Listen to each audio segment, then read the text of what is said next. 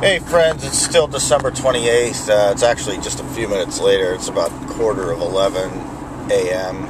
A couple things I forgot to mention on my car video the other day, and these aren't really things that, well, first of all, there was one thing that I haven't done lately. This is to go along with the not wanting to give people rides video from the inside of the car. But anyway, one thing I did up until a couple weeks ago was, let the brake fluid get really, really low. And so there was just enough so the brake still worked, but that brake light was always on. So if the customers are looking at my dashboard, and I said this about the video the other day too, that my check engine light, you can see that there, that's always on. That's been on for most of the time I've had the car. I've replaced the O2 sensors and whatnot, and it's still on. Those are, and whatever. And then my SRS airbag light is always on as well.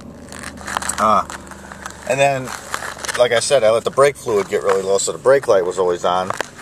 And I could brake, but if the person riding with me looked at my dash, they'd see the check engine light, the SRS bag, and the brake lights on, and that would make them really uncomfortable and not want to ride with me. Again, well, that's at least my hope, my wish. Yeah, so that was that. And then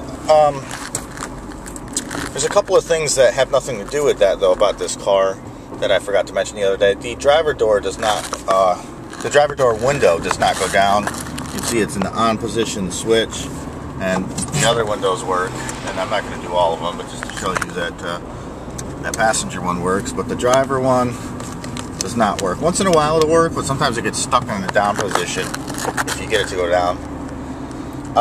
So there's that. And then my power steering started leaking, and I eventually got so sick of dumping fluid in there, I just cut the belt off for the power steering, and so I haven't had power steering for almost a year now, I think. Yeah, it's been about a year. And so the way I look at that is, I try to make the best of everything. Look at the positive side. I'm actually getting paid to work out because I drive for a living, and I'm having, whenever I make a turn, especially if I'm doing something like this, I'm drinking coffee, I'm journaling or writing a song or shaving or doing a video like I am right now, I can only use one hand. And even with two hands, it's kind of tough. But with one hand, you're really working that arm to make your turn. It's a lot of work sometimes, especially on my left hand, which isn't my dominant, or my left arm, which isn't my dominant arm.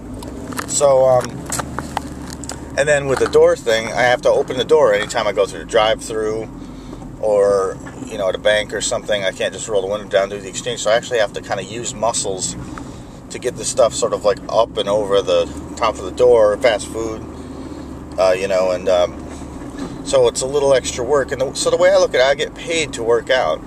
And plus the stuff I said in the last video I did just a few minutes ago about lifting heavy rotors and whatnot, heavy equipment, and put it here, no put it there, no put it there. It's like doing reps and getting paid to work out. So I think this situation is really a blessing, and I should be really, and I am. I'm really thankful that I have this opportunity to better myself and become more fit and get paid for it.